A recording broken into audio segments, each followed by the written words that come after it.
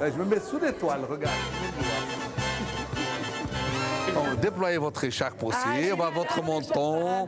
D'accord. Vous arrivez comme une rockstar ici. Ah oui, Oh, mais il a non. attendu. J'ai attendu 20 ans, mon ami. Qui prennent connaissance de la tapisserie, de tous les symboles. Voilà. Mais bon, ça s'est bien passé. Après, au niveau pédagogie avec les jeunes, j'en pouvais plus.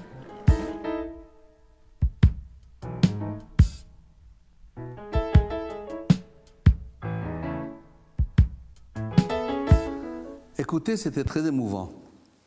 D'abord parce qu'il y a eu des femmes qui ont travaillé donc, dans cet atelier, donc, sur cette pièce, donc, qui l'ont touchée, qui l'ont caressée, qui ont choisi des fils, qui l'ont...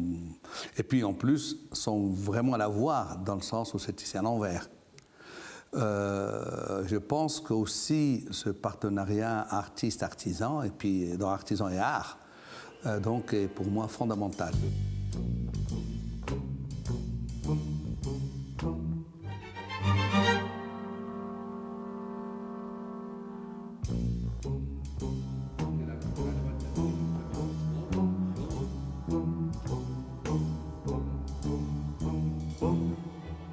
Donc l'idée première, ça a été de mettre dans le cercle central l'homme, un signe, symbole d'homme, au milieu de l'univers. Avec les barres qui partent là, en fait, c'est la première lettre du mot amour en arabe. Le ha, donc, qui dit amour. Moi, je pense que c'est d'abord un clin d'œil à mes ancêtres, qui remontent au 7e siècle. Parce que ces parents qui sont venus d'Arabie, de la Mecque, au 7e siècle, donc en Arabie, en passant par Jérusalem, Le Caire, Benghazi, Tripoli, et qui ont construit la ville de Kérouan, ils ont commis un Coran extraordinaire qui s'appelle le Coran bleu. C'est du papier fait main, trempé dans l'indigo et calligraphié à l'or, donc avec un caractère d'écrit qu'on appelle aujourd'hui le Koufi kérouanais de Kérouan. Et donc, quand on m'a fait cette demande, donc aussi bien notre ami architecte et le maire d'avant, donc M. Rodet, immédiatement j'ai pensé à eux. Je me dis, quelle chose formidable de rendre hommage à ses ancêtres pour proposer ce fond bleu à l'indigo superbe et un travail à l'or. C'était vraiment la base première. Hein.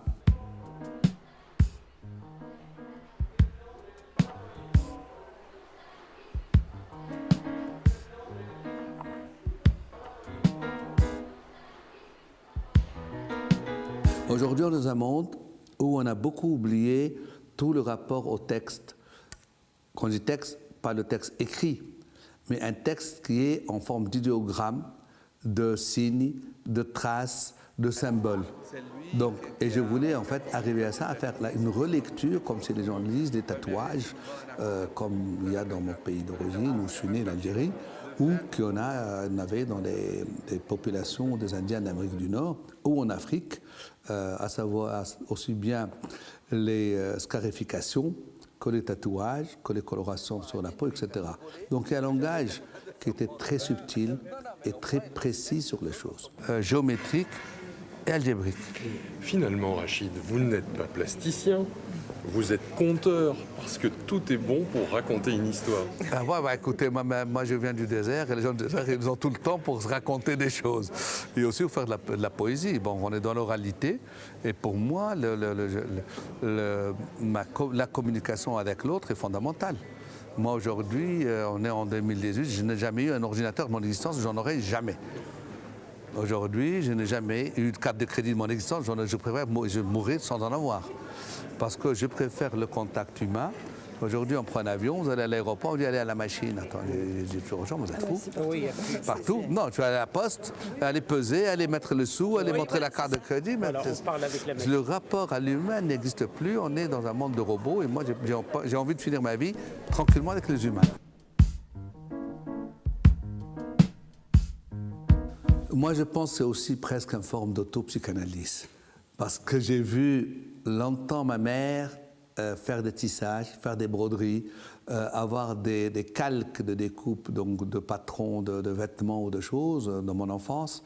J'étais tout petit sur les tapis et sa chambre était couverte de calques dans tous les sens de patrons, où elle était elle-même à quatre pattes en train de couper au ciseau, etc. Je pense que ce travail sur le fil, sur la soie, sur la broderie, sur le tissage est fondamental à nous tous. C'est aussi un fil qui m'a conduit aussi à faire ce que je fais aujourd'hui à l'âge que j'ai.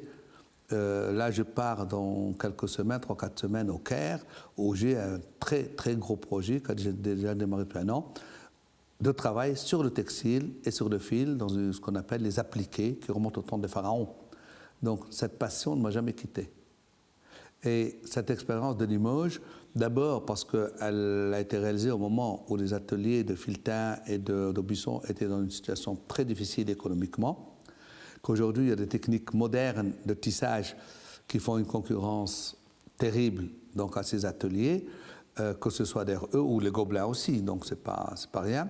Donc pour moi, c'est aussi participer peut-être à essayer de permettre à ces gens d'exister encore un moment.